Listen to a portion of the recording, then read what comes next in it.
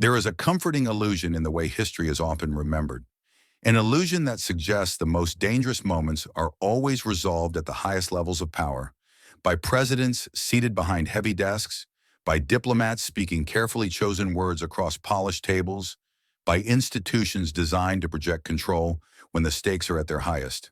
It is an illusion that allows us to believe catastrophe is always held back by authority, by structure, by systems built to contain chaos and prevent irreversible mistakes. An illusion that reassures us that when the world stands on the edge, someone, somewhere, is firmly in control.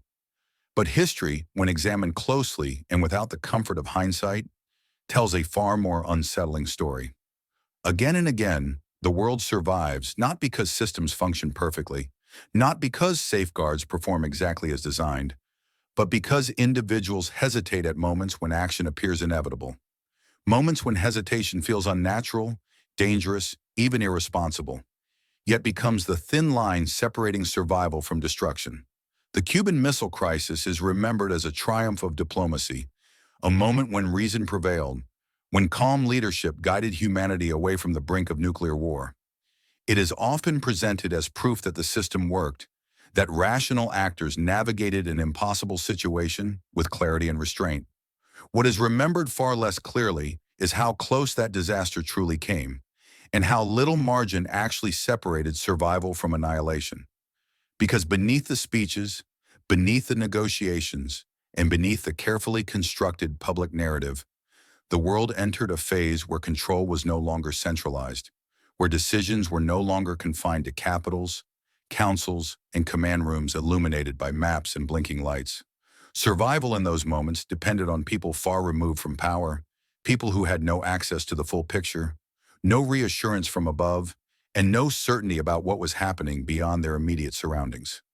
Individuals operating under pressure, isolation, and incomplete information, asked to interpret signals that could not be verified and to make decisions that could never be undone. This is the part of the story where history becomes uncomfortable, because it forces us to confront a reality we would rather not acknowledge, a reality that challenges the belief that safety is guaranteed by authority alone, that the fate of the world has more than once rested not on power, not on institutions, and not on flawless systems, but on hesitation, on doubt, on uncertainty, on a single human being choosing not to act when every procedure, every expectation, and every instinct suggests that action is required. These moments are rarely recorded in official timelines. They leave no signatures, no public declarations, no dramatic turning points that can be easily celebrated. They exist in pauses, in silence, in decisions that were never announced and actions that were never taken. Yet without them, history would look very different. This is not a story about strength. It is not a story about victory. It is a story about restraint exercised under unimaginable pressure, when restraint felt more dangerous than action. It is the story of a moment when the world did not end, not because it was protected by certainty, but because someone, somewhere, hesitated long enough for disaster to be avoided. This is the story of one such moment. By late October 1962, much of the world had begun to believe that the Cuban Missile Crisis was already moving toward its conclusion, that the most dangerous phase had passed, and that humanity had once again stepped back from the edge without fully understanding how close it had come to falling. Public statements from both sides suggested restraint and responsibility. Diplomatic messages continued to circulate through official channels, and the most immediate fears that had gripped newspapers and radio broadcasts only days earlier appeared to be slowly receding. From the outside, the situation seemed to be stabilizing, as though the crisis had reached its peak and was now gradually dissolving into negotiation and compromise. To observers far removed from command centers and military installations, it looked as if the worst was over. But this perception was dangerously incomplete, because while leaders exchanged carefully worded messages and measured every public statement with caution, the military systems operating beneath them remained fully active, fully armed, and fully prepared to respond at a moment's notice. The appearance of calm at the political level masked a reality in which the machinery of war had not relaxed its grip even slightly. Weapons remained armed, not symbolically, but physically and operationally. Forces stayed deployed across oceans and borders, positioned according to plans that assumed escalation could arrive without warning.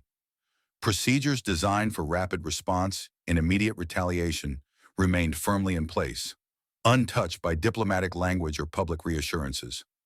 The world had not stepped back from the edge. It had merely paused near it. This pause created a false sense of safety, a belief that time had once again become abundant, that decisions could be revisited at leisure, that escalation could still be carefully managed and controlled through rational discussion.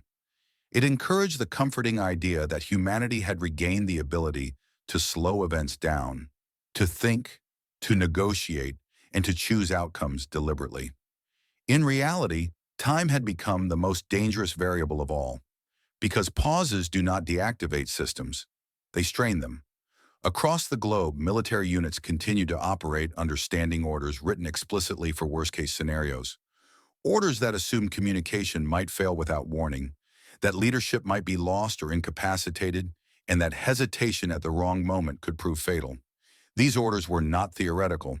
They were practical instructions designed to function precisely when uncertainty was highest. In this environment, the absence of clear instruction did not produce calm or reassurance. It created pressure. Pressure to interpret incomplete information. Pressure to anticipate actions that had not yet occurred. Pressure to act before being acted upon, rather than risk being too late. As hours passed without resolution, the crisis entered a new and more insidious phase, one in which the greatest danger was no longer deliberate aggression or intentional attack, but misinterpretation amplified by fear, exhaustion, and rigid systems. A radar signal read incorrectly could transform uncertainty into perceived certainty. A delayed message could be interpreted not as caution, but as preparation. A warning intended as deterrence could be mistaken for the opening move of an attack. In systems built to prioritize speed and decisiveness, ambiguity was not neutral, it was dangerous. And nowhere was this danger more concentrated, more isolated, and more unforgiving than beneath the surface of the ocean, where submarines operated in silence, cut off from reliable communication, surrounded by hostile signals, and forced to interpret the world through limited data and standing doctrine. While the world above began to believe that the crisis was easing, the most fragile and dangerous moments were only just beginning. The illusion of resolution had settled in, but the machinery of destruction had not slowed. It was waiting. Far below the surface of the Atlantic and Caribbean, the Cuban Missile Crisis took on a very different character, one that bore little resemblance to the careful diplomacy unfolding above the waves. Here there were no speeches, no press conferences, and no measured words delivered for public reassurance. There were no cameras, no historians watching, and no guarantee that restraint still existed anywhere beyond the steel walls of a submerged vessel. There was only isolation. Soviet submarines had been deployed into waters that were increasingly dominated by American naval forces, sent deep beneath the surface to operate in silence, carrying not only conventional torpedoes, but nuclear weapons whose existence was unknown to many of the men tasked with finding and confronting them. These submarines had been designed for stealth, endurance, and invisibility, built to disappear beneath the ocean and remain undetected for long periods of time. What they were not designed for was prolonged psychological pressure under constant pursuit, nor the kind of uncertainty that stripped commanders of context, communication, and reassurance. Inside these vessels, conditions were extreme.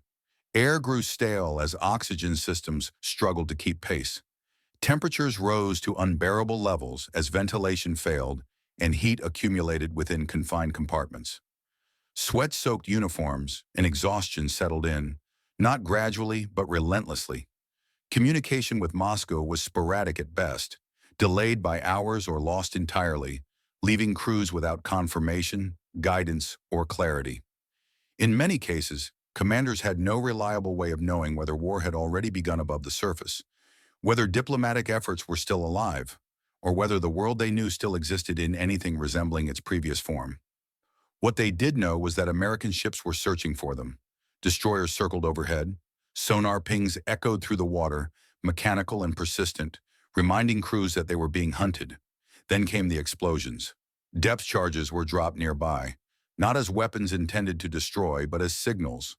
Warnings meant to force the submarines to surface and identify themselves. But underwater, signals do not arrive with explanations. They arrive as shock waves. Each detonation rattled steel hulls, shook equipment loose, and sent vibrations through bodies already pushed to their limits. The distinction between warning and attack became impossible to determine, especially for men sealed inside metal tubes with no visual reference and no confirmation from command. Were these controlled signals meant to communicate restraint, or were they the opening shots of a war already underway? Submarine commanders were operating under standing orders written for the worst possible scenario, doctrines that assumed communication could fail, leadership could be lost, and hesitation at the wrong moment could prove fatal. If war had begun, and if contact with higher command was impossible, they were authorized to act, and those actions included the use of nuclear torpedoes. What made this moment uniquely dangerous was not aggression, but ignorance. The men inside these vessels did not know whether diplomacy was still functioning elsewhere. They did not know whether restraint still existed at the political level. They did not know whether hesitation would be seen as caution or as failure that would doom everything they were sworn to protect. Inside cramped compartments, with oxygen thinning and pressure mounting, decisions were debated not in conference rooms, but in whispered arguments between exhausted officers. Voices rose and fell as fear, duty, and uncertainty collided. Some believed surfacing would invite immediate destruction from waiting American forces. Others believed remaining submerged risked missing the final opportunity to act before being destroyed themselves. Every option appeared catastrophic, and every delay intensified the sense that time was slipping away. As batteries drained and air quality deteriorated, the pressure to resolve uncertainty grew unbearable. The longer they waited, the harder it became to believe that waiting was still safe. At least one Soviet submarine came within moments of launching a nuclear torpedo. Not because an attack had been ordered, but because the crew believed the war might already be lost. In that moment, the decision did not hinge on ideology or strategy. It hinged on interpretation, exhaustion, and the willingness of individuals to resist the momentum of doctrine and fear. What prevented catastrophe was not a system. It was disagreement. It was hesitation. It was the refusal of a single officer to authorize a launch without certainty, even as pressure mounted and conditions worsened. A moment where doubt overpowered protocol and restraint interrupted a sequence that had been designed to proceed without question. In the darkness beneath the ocean, if stories like this matter to you, if you believe history is shaped as much by what didn't happen as by what did, consider subscribing. This channel explores the moments where the world stood on the edge and stepped back. What happened beneath the surface was not an exception, it was a preview. As the Cuban Missile Crisis continued, it became increasingly clear that restraint was not a permanent state achieved once and then maintained effortlessly, but a fragile condition that had to be actively sustained, moment by moment, by people operating under extreme uncertainty and relentless pressure. The world often imagines restraint as a single decision, made firmly and confidently by leaders at the top, after which stability simply holds. A line is drawn, a position is taken, and nothing crosses it. In reality, restraint is far more unstable than that. It erodes under stress, it weakens under doubt, and it demands constant renewal at precisely the moments when renewal feels least possible. Every hour that passed without resolution placed additional strain on those responsible for preventing catastrophe, because waiting itself began to feel indistinguishable from losing control. Time, once considered an ally of diplomacy, slowly transformed into a source of anxiety. Inside command centers, leaders reviewed the same information again and again, not because it had changed, but because they were searching for reassurance that no longer existed. They looked for patterns that might suggest stability, for confirmation that restraint elsewhere still held. Instead, they found contradictions. Reports conflicted, timelines blurred. Signals that once seemed clear became ambiguous, open to multiple interpretations that carried radically different consequences. What had initially felt like a crisis that could be managed carefully and methodically began to feel like standing on shifting ground. where every step forward threatened to collapse what little stability remained beneath their feet. Military systems, designed for clarity, speed, and decisiveness, did not adapt well to prolonged uncertainty. They were built to respond to defined events, to clear triggers and unmistakable signals, not to exist in a state of suspended anticipation where nothing fully resolved and nothing clearly escalated. As a result, readiness levels increased not because war was inevitable, but because uncertainty demanded preparation. Preparation, in turn, created pressure. Pressure generated movement, and movement increased the risk of misinterpretation. Across both superpowers, countless individuals found themselves locked into roles that allowed little room for discretion, even as the need for discretion had never been greater. Pilots waited in cockpits, engines ready. Missile crews remained at stations. Procedures rehearsed repeatedly. Naval units maintained close contact with adversaries they were trained to view as hostile. Every posture intended as deterrence carried the risk of appearing provocative. Every attempt at reassurance risked being interpreted as deception. Under these conditions, restraint became psychologically exhausting. It required leaders and operators alike to suppress instincts shaped by years of training, doctrine, and fear. Instincts that equated decisiveness with strength and hesitation with failure. It demanded the ability to tolerate ambiguity without resolving it through action. And restraint offered no immediate reward, no confirmation that it was working, no signal that the other side would continue to wait, no guarantee that patience would not be punished. The most dangerous aspect of this phase was not the presence of weapons, but the erosion of confidence in restraint itself. Each side began to wonder whether the other could truly continue waiting, whether patience might suddenly break under pressure, whether the moment of decision had already passed without anyone noticing. As doubt spread, restraint became less a shared understanding and more a unilateral gamble. And unilateral restraint, in a system built on mutual fear, feels indistinguishable from vulnerability. The longer the crisis lasted, the more restraint depended not on strategy or doctrine, but on endurance, on the ability of human beings to remain disciplined under conditions that rewarded decisiveness and punished hesitation. History often celebrates bold action. What it rarely acknowledges is how difficult it is to do nothing when every system around you insists that something must be done. How unnatural restraint feels when momentum builds and fear demands resolution. At this stage of the crisis, the world was not being saved by strength.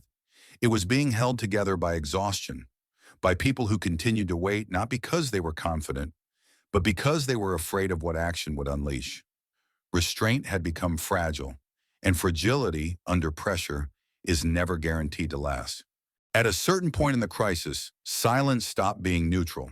It stopped being a pause for reflection or a space for careful thought, and instead became something far more dangerous. Silence turned into a signal.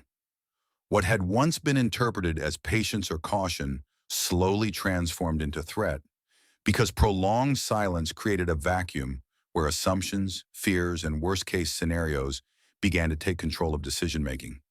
In systems built around constant signaling, the absence of information is never empty. It is always filled, if not with facts, then with interpretation. And interpretation, under pressure, rarely favors restraint. As hours passed without decisive communication, both sides began to question not only the intentions of the other, but the stability of their command structures. Silence was no longer simply a lack of response. It became evidence to be analyzed, debated, and feared. Was silence a sign of calm deliberation and restraint? Or was it proof that leadership had lost control, that orders were no longer flowing, that escalation might already be underway beyond anyone's ability to stop it? In Washington, advisors worried that delays might signal indecision to Moscow, encouraging bolder action rather than restraint. Silence, they feared, could be read not as patience, but as weakness. In Moscow, silence carried a different danger. It was feared as concealment, a pause before escalation rather than an effort to prevent it, a sign that something was being prepared rather than avoided. Each side watched the other closely, not for what was said, but for what was not. The channels that existed for communication were slow, formal, and filtered through layers of language designed to reduce risk. Yet those same layers now increased uncertainty by stripping messages of clarity and immediacy. Words arrived too late. Responses felt incomplete. Intent was buried beneath caution. Meanwhile, military systems were not designed to wait for nuance. They operated on thresholds. They responded to patterns. They interpreted absence as data. And silence, within those patterns, could be misread as confirmation that the worst had already occurred. At lower levels of command, this created an almost impossible task. Commanders were expected to remain faithful to restraint while surrounded by indicators suggesting that restraint elsewhere might be failing. They were asked to trust silence in systems that treated silence as instability. No one wanted to be the last person waiting while everyone else acted. No one wanted to discover too late that patience had become fatal. As tension accumulated, even routine actions began to carry unintended meaning. Training exercises looked like preparations. Defensive movements appeared offensive. Precaution resembled intent. Each attempt to clarify the situation demanded further clarification, creating a feedback loop where communication slowed even as urgency increased. The more carefully leaders spoke, the more dangerous misunderstanding became. This was the paradox of the moment. The quieter the world grew at the top, the louder uncertainty became below. Silence, once a buffer, turned into pressure. Pressure demanded resolution, and resolution, in a system built for speed and decisiveness, rarely favors restraint. At this stage, preventing catastrophe required something profoundly unnatural: the ability to trust that silence did not mean abandonment, deception, or collapse. The ability to believe that the other side was still choosing restraint, even when no evidence confirmed it. This was not a rational calculation. It was an emotional gamble, and emotional gambles are unstable foundations for global survival. History often frames this period as a calm pause between actions, a moment where diplomacy quietly worked behind the scenes. In reality, it was a tightening coil, a moment where every second of silence increased the likelihood that someone, somewhere, would decide that waiting was no longer an option.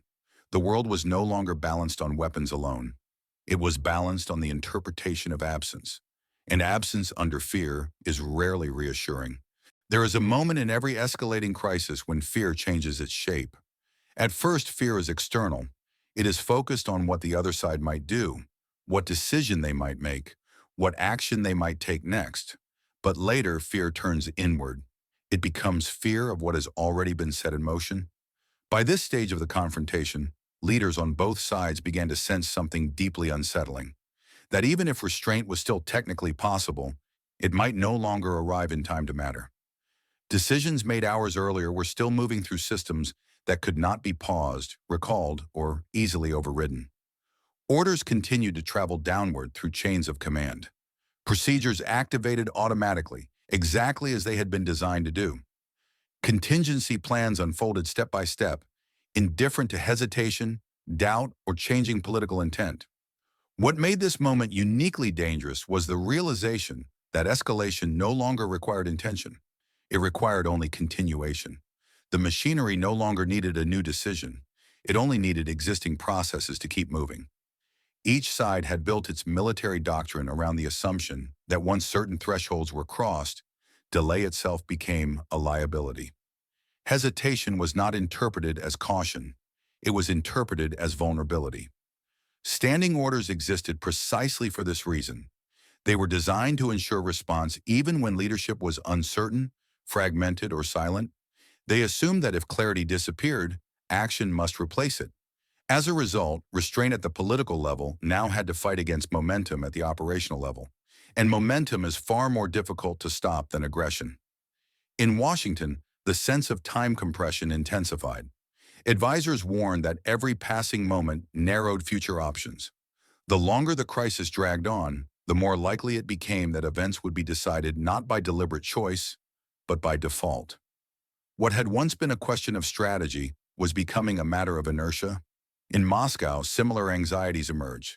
Leaders feared that pulling back too visibly might embolden the other side, signaling weakness not only internationally, but within their own military hierarchy. The fear of losing internal control began to rival the fear of provoking the enemy. This dual pressure created a dangerous symmetry. Both sides believed they were approaching a moment where restraint might soon be interpreted as surrender and action as survival. Neither side wanted to cross the line. Neither side wanted to be remembered as the one responsible for catastrophe. Yet both understood that the system they had created was steadily reducing the space in which restraint could function. At lower levels of command, this reality manifested as heightened alertness and growing rigidity. Instructions were followed more strictly. Interpretations became less flexible. Ambiguity was increasingly treated as threat. The closer the crisis moved toward resolution, the less tolerance remained for uncertainty. This was the cruel irony of the moment. The moment when peace seemed closest was also the moment when accidental war became most likely. The point of no return was not marked by a single dramatic decision. There was no button pressed, no unmistakable order given, no moment that could be easily isolated and identified. Instead, it was defined by accumulation. Each alert raised, each delay misread, each assumption left unchallenged, each procedure executed automatically without pause. Together, these elements formed a slope rather than a cliff, a gradual slide forward where leaders could feel themselves moving closer to disaster without being able to identify the exact moment when stopping became impossible. What haunted decision-makers most was the knowledge that if catastrophe occurred, history would search for a clear cause, a name, an order, a moment. But they understood something far more unsettling. The system would not fail because of one decision. It would fail because it allowed too many decisions to become irreversible before anyone realized how close they were to the edge. This was the true point of no return, not when weapons launched, but when control quietly slipped away. If stories like this matter to you, if you believe history is shaped as much by what didn't happen as by what did, consider subscribing. This channel explores the moments where the world stood on the edge and stepped back. As the crisis moved closer to its most dangerous edge, the greatest vulnerability was no longer strategic miscalculation or political ambition. It was exhaustion. Human beings were being asked to maintain absolute precision under conditions that steadily eroded clarity, patience, and emotional stability, while the systems surrounding them remained tireless, consistent, and unforgiving. Days of continuous tension blurred into one another without clear beginnings or endings. Night lost its meaning. Morning offered no relief. Sleep became fragmented, shallow, and unreliable, interrupted by alerts, briefings, and the constant awareness that a single mistake could carry irreversible consequences. Decisions were made under artificial light, inside sealed rooms where air felt heavy and time lost its normal rhythm. The outside world, streets, families, ordinary life, began to feel distant, almost unreal, as if it belonged to another timeline entirely. Under these conditions, the human mind did not fail dramatically. It degraded quietly. Judgment slowed, not all at once, but gradually. Doubt intensified, feeding on fatigue. Small uncertainties, once manageable, grew heavier with every passing hour, accumulating until they pressed down on every thought.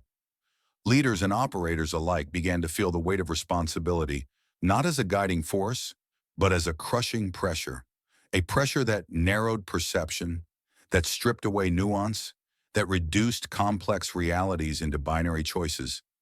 Act or wait, respond or risk being too late. Military personnel at every level were trained to function under stress, to operate in chaos, and to execute orders with precision. But the Cold War demanded something fundamentally different. It demanded restraint under stress. It demanded patience when every instinct urged action. It demanded trust in systems and adversaries that had been defined for decades as existential threats. This was not what they had been trained for. In command centers, operators stared at screens that refreshed endlessly. Each update offered just enough change to prevent reassurance, but never enough clarity to restore confidence. Every new piece of information raised more questions than it answered. Every confirmation felt incomplete. Every delay felt suspicious. In submarines and missile silos, isolation intensified the strain even further. Cut off from context and deprived of confirmation, individuals were forced to interpret limited data through doctrines designed for worst-case scenarios, where delay could mean annihilation. They were not deciding abstract policy. They were deciding whether what they were seeing meant the end had already begun. Under such pressure, the human brain seeks certainty, and when certainty is unavailable, it gravitates toward action. This is the most dangerous impulse of all, because action feels like control, waiting feels like surrender. Yet in this crisis, waiting was often the only thing preventing irreversible escalation. The paradox was cruel. The more exhausted individuals became, the harder it was to sustain the restraint that survival required. Fatigue reduced nuance. Stress narrowed empathy. Fear amplified suspicion. Each of these psychological shifts increased the likelihood that a neutral signal would be interpreted as hostile, or that an anomaly would be treated as intent. The system offered no relief. Machines did not tire. Protocols did not doubt. Alerts did not consider context. They simply persisted, demanding response. Human beings, meanwhile, were forced to compete with systems designed to operate faster than thought, under conditions that steadily weakened the very faculties required for judgment. This imbalance created a fragile environment where survival depended not on superior intelligence or strength, but on the ability of individuals to resist their own instincts, to pause when action felt safer, to doubt when certainty felt comforting, to endure ambiguity longer than their bodies and minds wanted to allow. History often celebrates moments of decisive action. This was not one of those moments. This was a moment where survival depended on people choosing to remain human in systems that rewarded mechanical obedience. The breakpoint was not when someone acted. It was when someone almost did and chose not to. In most historical narratives, decisive moments are remembered as moments of action, moments where a command is given, a button is pressed, and an order permanently alters the course of events. History prefers these moments because they are clear, because they can be traced, documented, and explained through names, dates, and decisions that appear concrete and deliberate. But the most important moment of this crisis was defined by something entirely different. It was defined not by action, but by the decision that was never made. Across the world, at multiple points in the chain of command, individuals encountered moments where doctrine, procedure, and expectation all pointed toward the same conclusion, where the logic of the system, the training they had received, and the structure surrounding them suggested that action was the correct and even necessary response. Everything around them was prepared for that action, designed to support it, and built to ensure that hesitation would not interfere. And yet the action did not come. In these moments, nothing dramatic occurred on the surface. No alarms echoed through command centers. No announcements marked a turning point. No visible signal indicated that history was unfolding. Instead, something far quieter took place. There was hesitation, a pause that lasted just long enough for doubt to emerge, long enough for momentum to slow, and long enough for a question to form that could not be answered with certainty. And because that question could not be answered, it was not acted upon. What makes these moments extraordinary is not confidence, but uncertainty. The individuals involved did not know they were preventing catastrophe, nor did they know that history would one day look back on these seconds as decisive. They had no awareness that the fate of millions depended on what they chose to do next. They only understood that acting felt irreversible. Once a sequence began, it could not be recalled. Once an order was executed, there would be no opportunity for reconsideration. Once action replaced hesitation, the possibility of reversal would disappear.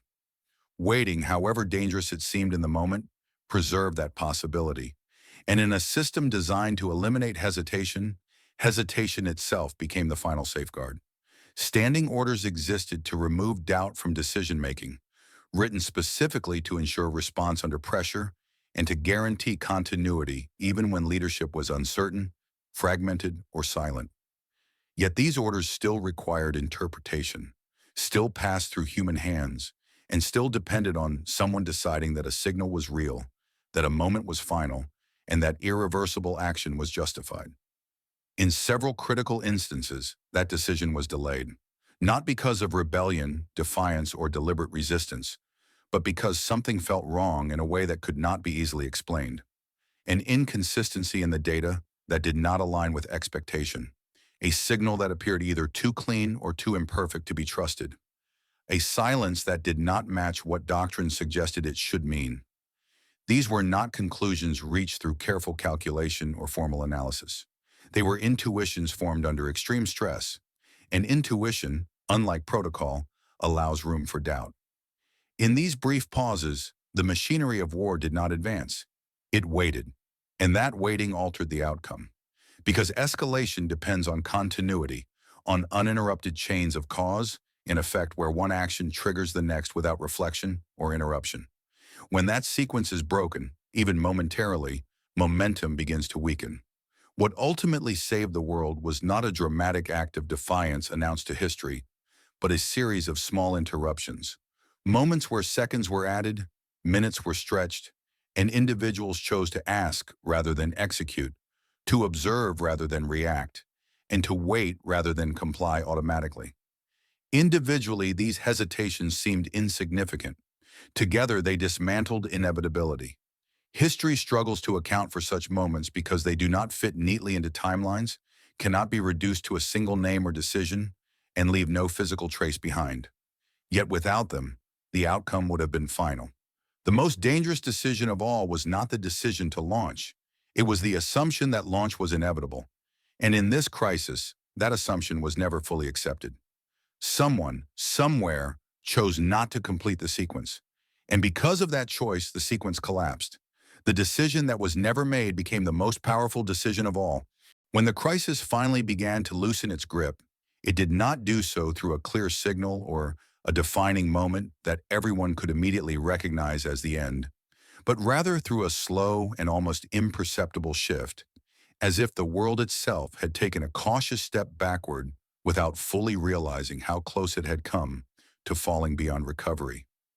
There was no announcement declaring that danger had passed, no single message confirming that the worst was over, and no instant where fear simply vanished, because the tension that had built over days did not disappear suddenly, but thinned gradually, unevenly, and unpredictably, lingering in some places long after it had faded in others. Systems that had remained balanced on the brink began to settle not because they were ordered to relax, but because the sequence they depended on had been interrupted just long enough for alternative paths to emerge, allowing communications to stabilize, fragmented signals to align, and ambiguity to give way not to certainty, but to a fragile coherence that made continued restraint possible. Inside command centers, the relentless urgency that had dominated every moment was slowly replaced by exhaustion, as people who had lived for days in a constant state of alertness began to feel the weight of what they had endured, becoming aware of how fragile they were, how narrow the margin had truly been, and how close they had come to participating in something irreversible.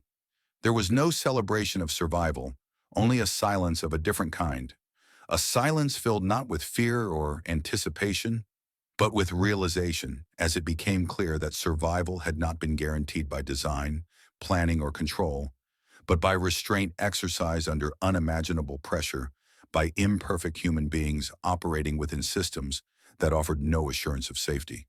Beyond these sealed rooms, the world continued as it always had, with cities waking to ordinary mornings, traffic flowing through familiar streets, classrooms filling with students, and daily life moving forward entirely unaware that it had just passed through the narrowest opening in its history, separated from catastrophe by moments, judgments, and pauses that would never be fully known. This disconnect was perhaps the most unsettling reality of all, the fact that billions of people lived ordinary lives while the fate of civilization had rested on seconds, interpretations, and decisions made in isolation, far from public view and beyond the reach of historical certainty. In the aftermath, leaders would describe the crisis as a success, presenting it as evidence that rational actors had navigated danger responsibly and maintained control under extreme pressure. Yet those who had stood closest to the edge understood that this narrative concealed a far more troubling truth. They knew that success was not the result of mastery, but the absence of failure, that the crisis had not ended because the system proved itself safe, but because it did not collapse this time, a distinction that mattered deeply because it meant that nothing fundamental had changed. The weapons remained in place, the doctrines survived intact, and the assumptions that had brought the world to the brink endured beneath the surface, leaving only the memory of proximity to disaster to quietly reshape how leaders, planners, and individuals understood risk. Some carried that memory forward as caution, allowing it to influence future decisions, while others buried it beneath routine and confidence, treating survival as proof that the system worked rather than evidence of how close it came to destroying everything. But the edge had left its mark, and even as the world stepped back, it did not return to where it had been before, because something subtle yet irreversible had shifted. The illusion of complete control had cracked, and once broken, it could never be fully restored. When the world looks back on moments like this, it often searches for clarity, for a lesson that can be neatly extracted, for a conclusion that feels reassuring, something that suggests the danger was fully understood, carefully managed, and permanently left behind as history moved forward. But the truth revealed by this crisis is far less comfortable, because what it exposed was not the strength of our systems, but their fragility, not the reliability of our safeguards, but the extent to which they depended on human hesitation rather than mechanical certainty. The world did not survive because it was protected by perfect design or flawless planning, but because imperfection slowed events just enough to interrupt momentum, because doubt created friction where speed was expected, and because people under unbearable pressure chose not to act at the very moment when action felt inevitable. This is not a comforting lesson, because it offers no guarantee of safety, no promise that progress alone will prevent repetition, and no assurance that the same outcome would occur again under similar conditions. Instead, it leaves us with a quiet and deeply unsettling reality.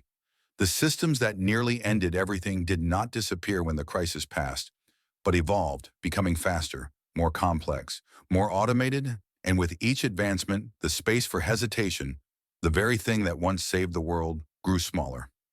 Even now, the world continues to rely on the same fragile balance between speed and restraint, between certainty and doubt, between machines designed to demand immediate response and human beings who must still decide whether compliance is truly necessary. The Cuban Missile Crisis is remembered as a moment when catastrophe was avoided, yet its deeper meaning lies not in the outcome, but in what it revealed about survival itself, showing us that survival is not always the product of wisdom or foresight, but sometimes the result of restraint exercised at the very last possible moment. And restraint, unlike power, cannot be stockpiled, automated, or guaranteed. It must be chosen, again and again in circumstances that rarely announce themselves clearly, and often provide no reassurance that choosing restraint is the correct path. This story is not only about the past, but about a pattern, a reminder that the most dangerous moments in history are often the quiet ones, when nothing appears to be happening, when no alarms are sounding, and yet everything depends on decisions that will never be recorded, remembered, or celebrated. Somewhere in the future, another moment like this will arrive, and it may not look the same, it may not involve the same weapons or the same nations, but it will test the same fundamental question: whether humanity can still pause when momentum demands action, whether it can still doubt when certainty feels safer, whether it can still choose restraint over speed, because the world does not end when weapons exist.